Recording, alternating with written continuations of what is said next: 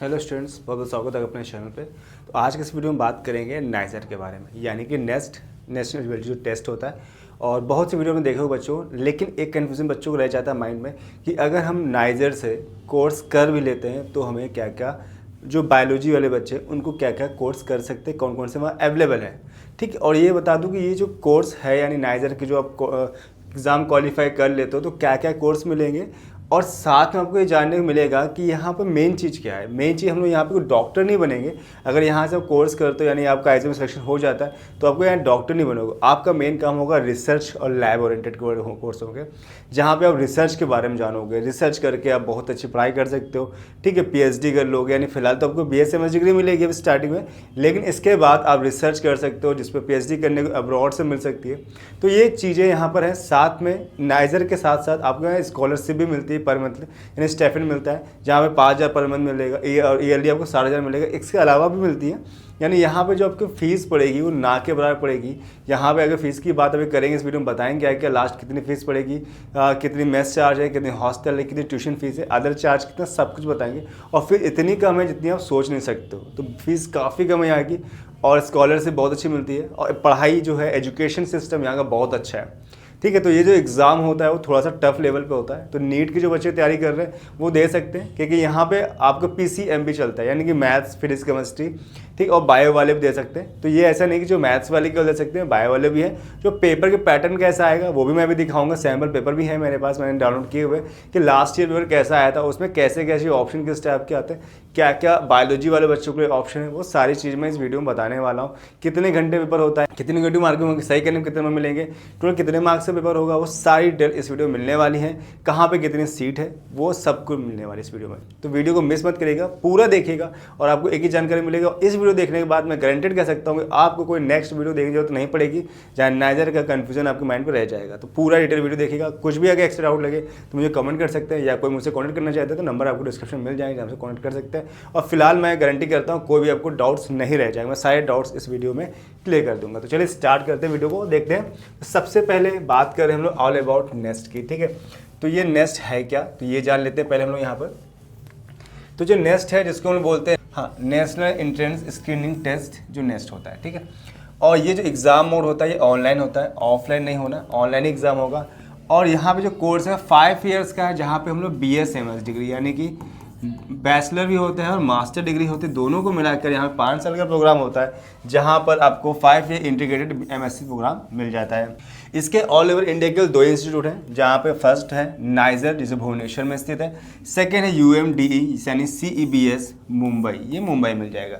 ये केवल 2 ही कॉलेज है, ये नहीं कि आपको एग्जाम देने के बाद बहुत से इंडियन कॉलेज मिलेंगे, नहीं, ओनली 2 कॉलेज हैं जो ये नेक्स्ट एग्जाम में आपको पार्टिसिपेट करते हैं। ठीक है, और इसके बाद जो इस्टेब्लिश हुआ था 2007 में हुआ था, ये कॉलेज इस्टेब्लिश 2007 में नहीं हुए थे। ये जो नेस्ट है यानी कि जो नाइजर है उसको 2007 में इस्टेब्लिश किया गया था नेस्ट को। ये नाइजर तो एक कॉलेज का नाम है उसके अंदर, और ये एक सीईबीएस भी कॉलेज का नाम है, जिसमें से सबसे ज़्यादा बेहतरीन कॉलेज वो आता है आपका नाइजर आता है, और सेकेंड में मुंबई आता है। थोड़ा सा अंतर है, लगभग सेम है, कोई अंतर नहीं है, लेकिन जो फर्स्ट प्रायोरिटी दी जाती है वो हमको भुवनेश्वर को दी जाती है, सेकेंड प्रायोरिटी है कि मुंबई की आ जाती है। अब ये 2007 में स्टेब्लिश हुआ था। देन इसको अथॉरिटी कौन करता है, तो ये जो इसको डिपार्टमेंट है ये करता है एटॉमिक एनर्जी, डीएई, गवर्नमेंट के द्वारा किया जाता है। यहाँ पे पूरा गवर्नमेंट रिलेटेड है। और इसके बाद जो एग्ज़ाम सेंटर्स बात करेंगे, जो आपके एग्ज़ाम होंगे वो ऑल ओवर इंडिया 140 एग्ज़ाम्स होते हैं, और कुछ आउट ऑफ कंट्री के भी बाहर होते हैं। तो सारे एग्ज़ाम्स यहाँ पे होते हैं। तो इंडिया में 140 सिटीज़ के अंदर होता है, जहाँ पे लोग लगभग सभी सिटीज़ कवर हो जाती हैं, मेन शहर जहाँ पे आप एग्ज़ाम दे सकते हैं।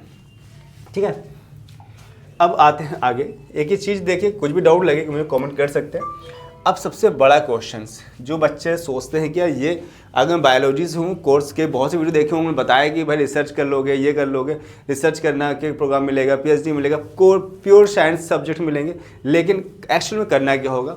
तो यहाँ पर होता क्या कि जब स्टार्टिंग में आप यहाँ ज्वाइन करोगे तो स्टार्टिंग के लेवल सेम होता है, यानी 1 से 2 साल आप बच्चे जो है सभी बच्चे सेम एजुकेशन गेन करेंगे। लेकिन आफ्टर 2 ईयर्स के बाद, ठीक 3 ईयर्स के जो प्रोग्राम बचता है, उसमें आप जो सीखोगे, यानी 1.5-2 साल बाद जो आप सीखोगे वो होगा आपको किस लाइन में जाना है। ठीक है, तो बायो वालों क्या क्या ऑप्शन है, तो जैसे कोई बायोलॉजी है या फिर लाइफ साइंस वाले हैं तो उनके लिए यहाँ पे बायोलॉजिकल साइंस एक ऑप्शन मिल जाता है, बायोकेमिस्ट्री ऑप्शन मिल जाता है, मॉलिक्यूलर बायोलॉजी है आपके पास, सेल बायोलॉजी है, न्यूरोसाइंस और इकोलॉजी एंड इवोल्यूशन। ये आपको इतने जो सब्जेक्ट हैं ये आपको यहाँ पर मिल जाएंगे। अगर यहाँ पर सिलेक्शन हो जाएगा तो ये आपके पास ऑप्शन है जहाँ पर आप बायोलॉजी कोर्स कर सकते हैं।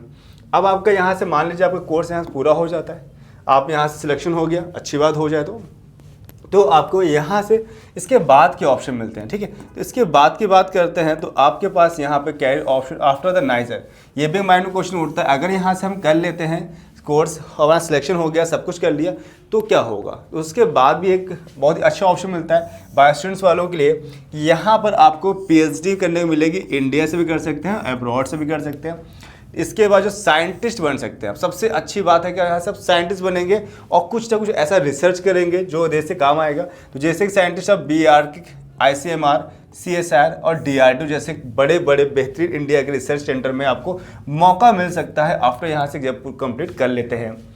देन प्रोफेसर भी बन सकते हैं, यानी अब अगर PhD कर लेते हैं तो आपको ऑप्शन मिल जाते हैं प्रोफेसर बनने के, एकेडमिशियन बन जाते हैं। बायोटेक एंड फार्मा इंडस्ट्री में जा सकते हैं आप, डाटा साइंसेस बन सकते हैं, and computational biological with skills. इतनी चीज़ें आपके पास ऑप्शन है, लेकिन यहाँ पे आप डॉक्टर नहीं बन सकते और क्लिनिकल प्रैक्टिस नहीं होती, क्योंकि ये बता चुका हूँ मैं, ये केवल रिसर्च बेस पर है, जहाँ पे आप रिसर्च करोगे, कुछ नए खोजोगे। एक कहें तो साफ साफ रफली वर्ड में कि आप साइंटिस्ट बनोगे। ठीक है, साइंटिस्ट लेवल पे काम करोगे, जो बहुत ही अच्छा लेवल पे होगा, क्योंकि आपको ऐसे मिलेगा जो एक अलग लाइन पे ले जाएगा, एक नई दुनिया पे ले जाएगा, जहाँ पे आपको काफ़ी कुछ सीखने को मिलने वाला है। ठीक, अब हम लोग बात कर रहे हैं कि जब हमने जहाँ जान लिया कि कॉलेज क्या क्या है, ठीक, कॉलेज में कौन से कोर्स होते हैं, बायोलॉजी और बच्चों क्या कोर्स में होते हैं। अब जानने की 2 कॉलेज है जिसकी बात करते हैं हम लोग, नाइजर, भुवनेश्वर। ये क्या है तो इसके बारे में जान लेते हैं। तो ये जो फुल फॉर्म है इसका, नाइजर का national institute of science education and research, जिसे शॉर्ट में बोलते हैं हम लोग नाइजर बोलते हैं। एग्जाम मोड यहाँ पे ऑनलाइन होगा, कंप्यूटर बेस्ड पूरा टेस्ट होगा। यहाँ पे जो प्रोग्राम है 5 ईयर्स इंटीग्रेटेड MSc प्रोग्राम हम लोग कराया जाएगा MS डिग्री पर, और एस्टेब्लिश हुआ 2007 में हुआ था। और जो अथॉरिटी है वो department of the atomic energy, government of India, जो मैंने पहले बताया था आपको। देन इसके बाद यहाँ पे एग्जाम सेंटर 140 सिटीज़ में होंगे। तो ये जो रफली मैंने आपको बताया, नाइजर के बारे में बताया है, यानी national institute of science education and research, जो कहाँ पर है, ये आपका भुवनेश्वर में पड़ता है। ये इनका पहला इंस्टीट्यूट है जहाँ पे इसके बारे में जानकारी दी जाती है। सेकंड, इसके बारे में ऑडिटर जान लेते हैं कि यहाँ पे कितनी सीट्स हैं। तो टोटल सीट्स यहाँ पे आपको 200 मिलेगी, जहाँ पे SC ST OBC और जो दिव्यांग है, ठीक है, उनके लिए भी एक अलग कैटेगरी है यहाँ पे। इसके अलावा जो जम्मू कश्मीर और लद्दाख से, उनके 2 सीट्स यहाँ रिजर्व है।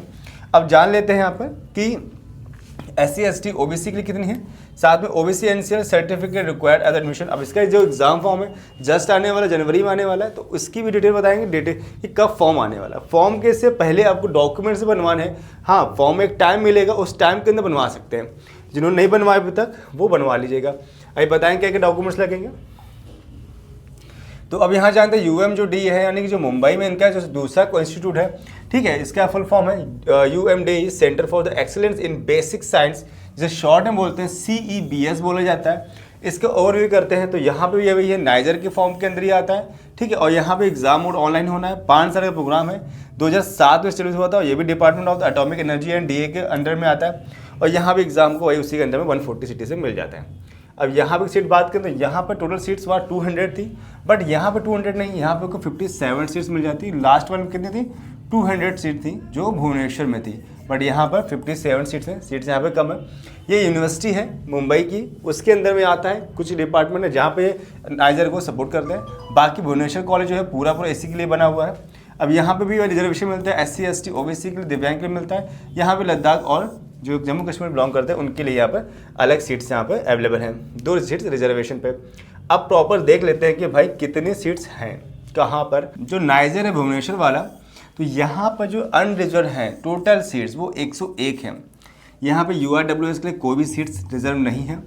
OBC NCL की बात करेंगे तो 54 सीट्स यहाँ पर है। SC के लिए यहाँ पे 30 सीट्स है और ST के लिए 15 हैं। और अगर आप दिव्यांग यानी कोई आपका हैंडीकैप है तो उसके 5 seats in the each category हैं, जिसमें UR के लिए 5 हैं, OBC NC के 3 हैं, SC के 2, ST के लिए, ये टोटल 5% सीट्स है, जिनमें से 5 अनरिजर्व कैटेगरी के हैं, OBC के 3 है, SC के 2, ST इस तरीके से इसमें डिवाइड किया गया है। टोटल सीट्स यहाँ पर 200, जिसमें लद्दाख की और जम्मू कश्मीर के 2 अलग से, टोटल यहाँ पे 202 सीट्स मिल जाती है।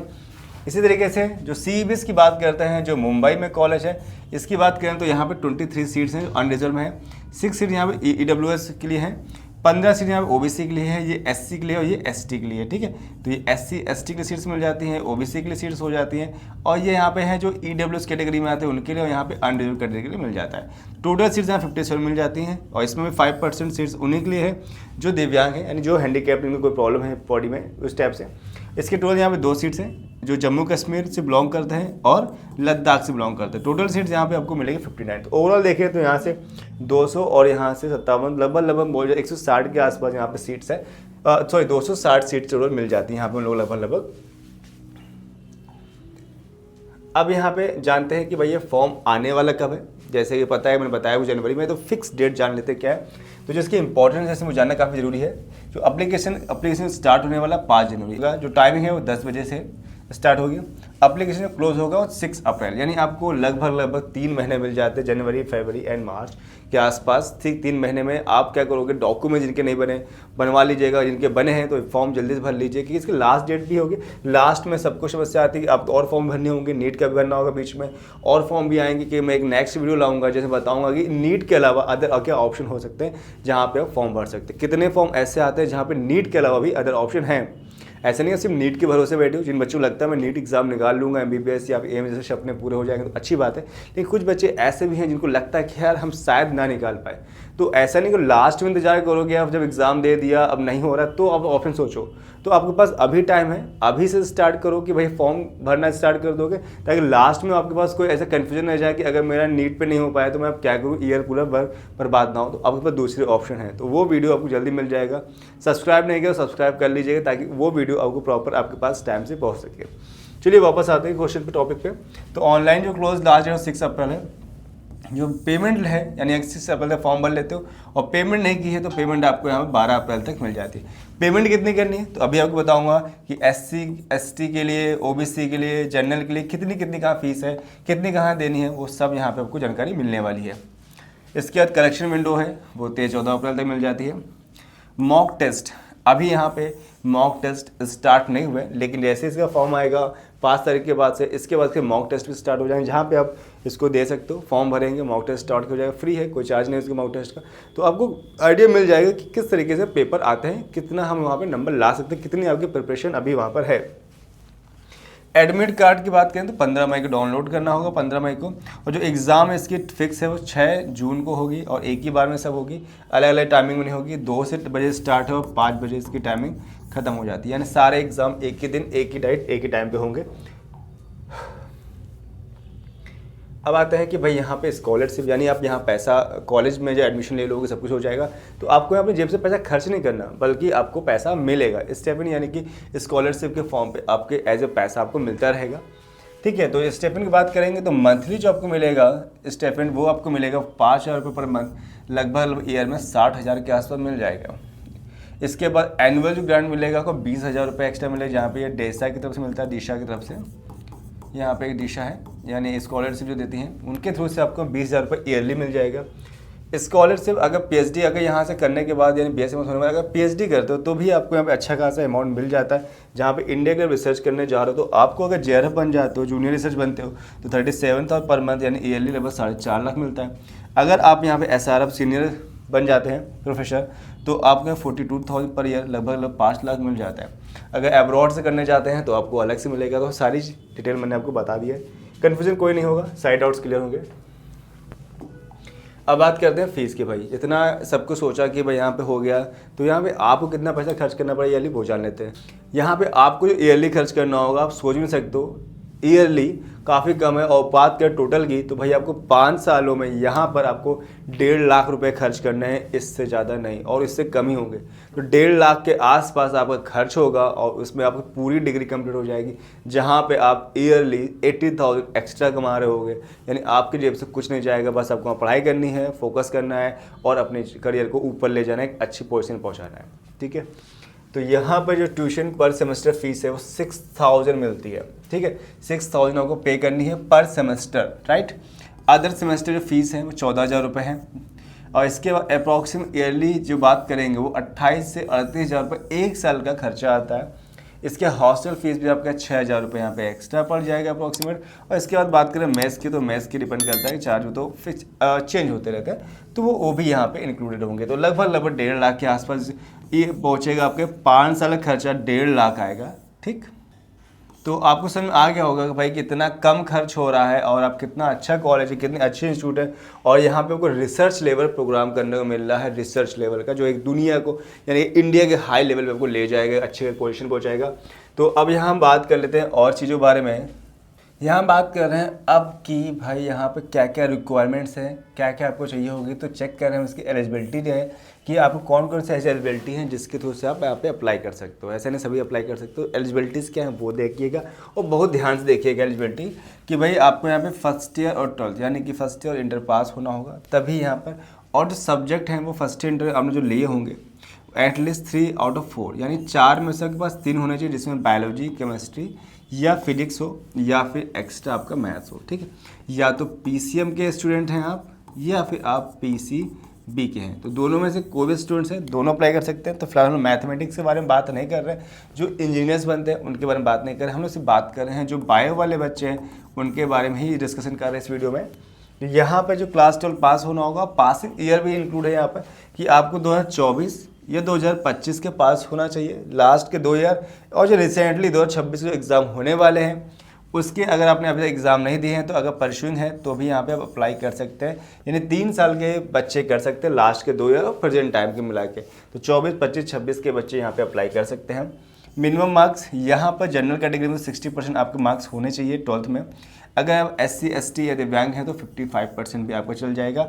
ओबीसी भी, हाँ जनरल ओबीसी के दोनों का ही 60% यहाँ पर है, लेकिन SC ST का यहाँ 55% से। अगर यहाँ पे आपको नेक्स्ट 2026 में सिलेक्टेड होना है तो उनकी जो मेरिट लिस्ट है उसमें आपका नाम होना ही चाहिए, तभी आपका सिलेक्शन हो पाएगा।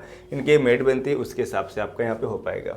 देन अब यहाँ पे कितनी एप्लीकेशन फ़ीस पड़ती है वो जान लेते हैं। तो भैया फीमेल के लिए जो किसी भी कैटेगरी की हो, general OBC SC ST doesn't matter, सभी को 700 रुपये खर्च करने।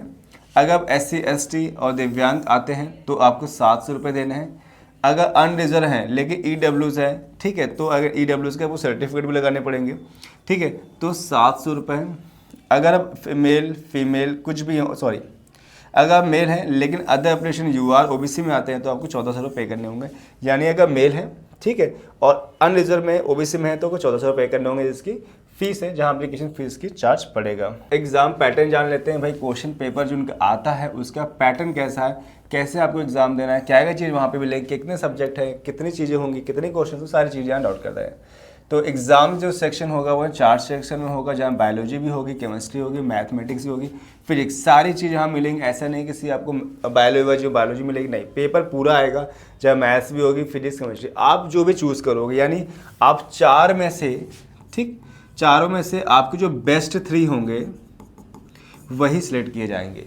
ठीक, बेस्ट 3 यानी आपके फिजिक्स केमिस्ट्री मैथ्स बेस्ट में हो गया तो मैथ्स हो जाएगा, फिजिक्स केमिस्ट्री बायो हो गई बेस्ट में, तो वो 3 चीज़ यानी बेस्ट 3 चूज़ की जाएंगी। अब बायोलॉजी वाले हैं तो बायोलॉजी अटेंड करेंगे तो उनका बेस्ट 3 में आ जाएगा। तो ऑब्वियस बात है, सारे क्वेश्चन यहाँ पे ऑब्जेक्टिव टाइप होंगे, लेकिन यहाँ पे क्वेश्चन इतने आसान नहीं होंगे। यहाँ के क्वेश्चन रट्टू मार नहीं होते हैं कि ऐसे बहुत से क्वेश्चन हमने रट लिया, तैयार कर लिया, हो जाएगा, नहीं। यहाँ पे आपको डेप्थ नॉलेज चाहिए होगा।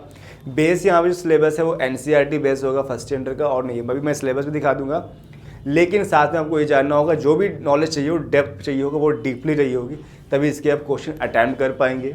अभी मॉक टेस्ट आप दोगे तो आपको आइडिया मिल जाएगा। तो यहाँ पर टोटल जो क्वेश्चन आएंगे पर सेक्शन में वो 20-20 आएंगे, हर एक सेक्शन में 20 क्वेश्चन होंगे, टोटल क्वेश्चन हो जाएंगे ओवरऑल तो 80 होंगे। बट लेकिन अगर आप बायो वाले हैं तो आपको 60 करने हैं, मैथ वाले हैं तो भी 60 करने हैं, ना कि पूरे 80 में 80 अटैम्प्ट नहीं करने। को ऑप्शंस हर क्वेश्चन के 4 मिले, जिसमें एक आपको सही करना होगा। मार्क्स पर सेक्शन आपका एक सेक्शन 60 नंबर का हो गया, 3 सेक्शन हो गए तो 60 गुणे 3 करेंगे तो यानी 180 मार्क्स का पेपर होगा, जिसमें आपको इस मेरिट लिस्ट के लिए इसमें अच्छे से नंबर आपको लाने होंगे। अगर आप सही आंसर करेंगे तो आपको 3 नंबर मिलेंगे, गलत करेंगे तो आपके -1 नेगेटिव मार्क हो जाएंगी। अगर क्वेश्चन आप ड्रॉप करते हो, नहीं अटैम्प्ट करते हो तो कोई मार्क्स आपका नहीं कटेगा, एज इट वैसे रहेगा। यहाँ पेपर जो मीडियम का है हिंदी इंग्लिश दोनों बेस पे आता है, लेकिन अगर कोई डिस्पेंसी हो जाती है तो आपको इंग्लिश का ही पेपर कंपलसरी अटैम्प्ट करना पड़ेगा। मेरिट लिस्ट प्रिपरेशन जो होगी as per the next 2026 rules के अकॉर्डिंग बनाई जाएगी, यानी जो भी अब कट ऑफ आएगा, ठीक, जिस हिसाब से होगा उस हिसाब से इनकी लिस्ट यहाँ पे प्रिपेयर की जाएगी। अब यहाँ पे जो एग्जामिनेशंस की बात करते हैं, इसके इंस्ट्रक्शंस के रूल्स क्या हैं वो जान लेते हैं। तो यहाँ पे जो reports to the list centre, यानी कम से कम 1 घंटा आपको पहले पहुँचना होगा, इसके बाद पहुँचते तो आपको एंट्री नहीं मिलेगी। ठीक, ये इनका रूल्स है, तो आपको ध्यान रखना है कि 1 घंटे से कम पहले आपको यहाँ पहुँच जाना है। पेपर का जो टाइमिंग है वो 3 घंटे का, और पर सेक्शन आपको मिलते हैं 20 सेक्शन होते हैं ना, बता एक सेक्शन 20 क्वेश्चन होंगे, यानी एक सेशन करने का आपको 1 घंटा 1 घंटा 1 घंटा मिलता है, टोटल मिलता है आपको 3 घंटे, यानी आपको हर 1 घंटे एक सेशन में मिलते हैं, जो काफ़ी टाइम अच्छा खासा देते हैं। ड्यूरेशन ऑफ जो एग्जाम का टाइमिंग है वो 2 से 5 बजे तक का है। एंट्री अलाउड 3 PM, यहाँ पे एंट्री अलाउड है वो जो 3 बजे तक कर सकते हैं। एग्जिट परमीटर भी यहाँ पे बता रखा है 4 बजे तक है। अब मेन चीज़ बात करते हैं कि क्या क्या आपको ले जाना है, तो डॉक्यूमेंट्स आपको क्या क्या होने चाहिए। तो admit card, school photo ID, ठीक है, जो आपको वहाँ ले जाना होगा। गवर्नमेंट इशूड फ़ोटो ID होनी चाहिए, या अगर कोई और ले जाए तो ट्रांसपेरेंट फोल्डर जो अलाउ है अगर आप ले जाते हैं तो। और साथ में आपको डॉक्यूमेंट्स क्या लगेगा फॉर्म भरने, तो मैं बता देता हूँ आपको। बेसिक डॉक्यूमेंट्स आपको चाहिए होंगे, आपकी 12th जो आपने पास आउट कर रखा है, अगर 24-25 के बच्चे हैं तो ऑलरेडी आपने पास कर रखा हो तो उसकी सारी डिटेल चाहिए होगी 12th की, फर्स्ट ईयर की। देन आपका 10th की भी चाहिए होगी कि आपको उसमें डेट ऑफ बर्थ क्लियर होता है। ठीक, इसके बाद आपको चाहिए होगा साथ में आपका आधार कार्ड या अपार ID भी चाहिए होगा, एक नया अपडेट है। अगर आप OBC में आते हैं तो OBC सर्टिफिकेट बनवाएंगे, SC/ST है तो SC/ST के बनवाएंगे, EWS कैटेगरी में आते EWS के सारे सर्टिफिकेट बनवा कर रख लेंगे। डेट आपको मैंने बताई है, वो स्टार्ट हुई 3 जनवरी से, और इसके बाद जो लास्ट है 5 जनवरी से स्टार्ट है, और 3 अप्रैल तक लास्ट डेट है, तो उससे पहले सभी चीज़ों को पूरा कर लेना है यहाँ पर। अब यहाँ मेन चीज़ बात कर लेते हैं कि यहाँ का जो सिलेबस है वो क्या है। ठीक, तो मैं सिलेबस आपको बता देता हूँ, बाकी डिटेल में चाहिए सिलेबस तो इसके वेबसाइट पे जाएंगे तो प्रॉपर इसके अंदर की भी डिटेल्स यहाँ पे मिल जाएगी, कि मैं आपको कुछ रफली डिटेल बता रहा हूँ। तो यहाँ बात कर रहे हैं सिलेबस किसकी, बायोलॉजी के बारे में, जो 11th 12th का है। तो जो बात करें 11th की, तो देख सकते हैं diversity of the living structure, cells, plant, human. और इसके बाद थ्योरेटिकल बात करेंगे क्लास 11th की, तो रिप्रोडक्शन हो जाएगा, genetics, biology, biotechnology and ecology, ये टॉपिक हैं। इसके अलावा भी अभी और भी टॉपिक हैं यहाँ बायोलॉजी में है जो डिटेल में मिल जाएंगे आपको। तो ये मैंने सिर्फ टाइटल बताएं, उसकी डिटेल में जाएंगे तो आप प्रॉपर मिल जाएंगे, जहाँ की वेबसाइट पर आपको मिल जाएगा। मैं वही मैं बता दूँ कहाँ से देख सकते हैं। अब बात करते हैं केमिस्ट्री की, तो केमिस्ट्री में देखेंगे तो 11th में क्या क्या है, some basic concept of chemistry, structure, classification of elements and chemical bonding, chemical thermodynamics, equilibrium, redox, some basic principles, hydrocarbons. इसके अलावा जो 12th में है सोल्यूशंस हैं, इलेक्ट्रोकेमिस्ट्री है, chemical kinetics, D and F block elements, ये सारे सब्जेक्ट आपको यहाँ पे ध्यान रखना है, इतना आपको यहाँ पे पढ़ना है। देन इसके अलावा भी है कुछ कोऑर्डिनेशन कंपोनेंट्स हैं, ठीक है, and hydrocarbons and alcohols, aldehydes, amines and biomolecules, ये सारी चीज़ें आपको यहाँ पे देखनी है। लेकिन नीट की तैयारी कर रही तो सारे टॉपिक्स आपको पहले से भी कवर है, कुछ नया नहीं है। मैथमेटिक्स की बात करने की हमें जरूरत नहीं है कि मैथमेटिक्स वाले स्टूडेंट्स नहीं है। ठीक, अगर बात करें फिजिक्स, तो फिजिक्स से काफ़ी टॉपिक्स इसमें हैं अच्छे खासे, इसमें यूनिट्स एंड मेजरमेंट मान लेते हैं, मोशन है, स्ट्रेट लाइन हो गया, मोशन इन द प्लांट हो गया, लॉ ऑफ द मोशन हो गया, वर्क एनर्जी, लगभग सारे टॉपिक्स हैं जो आपके सामने दिखाई दे रहे हैं, रीड कर सकते हैं, आप स्क्रीनशॉट ले सकते हैं। ठीक है, ये 12th के टॉपिक हो गए। इस तरीके से मैंने पूरी जानकारी आपको बता दी है। अब यहाँ बात करते हैं पेपर कैसा आता है, ये भी जानना जरूरी है। तो ये मैंने लिंक लगा रखा है जिसके थ्रू सब देख सकते हैं, तो ये कॉपी कर सकते हैं, ठीक है, जहाँ पे आपको जानकारी मिल जाएगी, या फिर इसके मैं वेबसाइट को ओपन करता हूँ, एक पेपर आपको दिखा देता हूँ। तो ये इसका है पेपर का पैटर्न, जो बहुत ही इंपॉर्टेंट है आप लोग जानना, कि अगर पेपर आप दे रहे हो, किस तैयारी कर रहे हो, तो उसको जानना जरूरी है कि किस तरीके से पेपर आता है। तो नेक्स्ट 2025 का जो पेपर आंसर की दी गई है, साथ में यहाँ पे ऑप्शन दिए गए किसके जाते हैं, तो यहाँ पे ऑप्शन A आ रहा है पहले, फिर इस तरीके से पेपर का पैटर्न है, आप देख सकते हैं, पूरा क्वेश्चन दिया गया, इसके 4 ऑप्शन दिए गए हैं। ठीक, इस तरीके से ये पूरा पेपर का पैटर्न है, और ये फिजिक्स है, केमिस्ट्री है, हर टॉपिक का अलग अलग यहाँ पे दिया गया है। तो हर टॉपिक से 20 क्वेश्चन आएंगे, तो जैसे पहले यहाँ पे 20 सेक्शन चेक करते हैं कितने 20 क्वेश्चन क्या क्या है। ठीक है, तो देख सकते हैं। ठीक, इसके बाद नया आ गया है, तो यहाँ पे इस तरीके से सारे क्वेश्चन यहाँ पे दिए गए। केमिस्ट्री है, ठीक है, बायोलॉजी होगा, मैथमेटिक्स होगा, तो सारे टॉपिक्स यहाँ पे आपको मिल जाते हैं। तो मैंने आपको डिटेल से वीडियो बताया है। आई थिंक अब आपको जरूरत भी नहीं है किसी को देखने की जरूरत कि भाई नाइजर क्या होता है, नेस्ट क्या होता है, क्या क्या कन्फ्यूजन है, सारे कन्फ्यूजन मैंने सॉल्व कर दिए। आई थिंक मेरे ख्याल से आपको कोई भी डाउट नहीं होगा। तो वीडियो कैसे लगा लाइक करिएगा, वीडियो कैसे लगा मुझे कमेंट जरूर बताइएगा कि बहुत अच्छा लगा तो लाइक करिए, और दूसरा शेयर करिए ताकि उनको भी जानकारी मिल सके कि भाई इसका एग्ज़ाम जो है वो कब होगा, बताया मैंने आपको मई में होगा, और एक जो डेट है वो डेट रिसेंटली आने वाली, इस दोनों से शेयर करें ताकि उस जो डेट आने वाली उस डेट तक फॉर्म भर ले। लास्ट तक मत खींचें, हो सके जितनी जल्दी कर सके उतना ज़्यादा अच्छा रहेगा। लास्ट तक खींचेंगे तो कहीं ना कहीं प्रॉब्लम्स आती है, बिकॉज लास्ट टाइम में क्या होगा, आपका मेन टाइम चल रहा होगा, आपका एग्जाम होने वाला होगा नीट का, तो उस समय आप फोकस कर रहे हो। जितना लास्ट में खींचेंगे तो कहीं सारे कन्फ्यूजन कई सारे फॉर्म आएंगे, और इसलिए जितना फॉर्म पहले भर लोगे तो लास्ट में कन्फ्यूजन नहीं होगा। फोकस ऑन स्टडीज़ करेंगे, ठीक है, ध्यान रखिए चीज़ को। तो इस वीडियो में बता देते हैं, मतलब नेक्स्ट वीडियो में एक बेहतरीन वीडियो के साथ, एक नए कंटेंट के साथ, ताकि आपको प्रॉपर गाइडेंस मिलती रहे। और लास्ट तक जब तक कॉलेज मिल जाएगा तब तक हम सारी गाइडेंस आपको देंगे, एक बेहतरीन कॉलेज जानकारी, कैसे अब करना है, काउंसलिंग क्या करनी है, क्या प्रोसेस है, कुछ भी डाउट्स हैं वो सारे क्लियर करेंगे। और एक्स्ट्रा कुछ पूछना है तो नंबर हमारे डिस्क्रिप्शन में दिया गया है, जहाँ से हम डायरेक्ट हमसे बातचीत भी कर सकते हैं। तो इस वीडियो में इतना रखते हैं, मिलते हैं नेक्स्ट वीडियो में, तब तक bye bye, thanks for watching.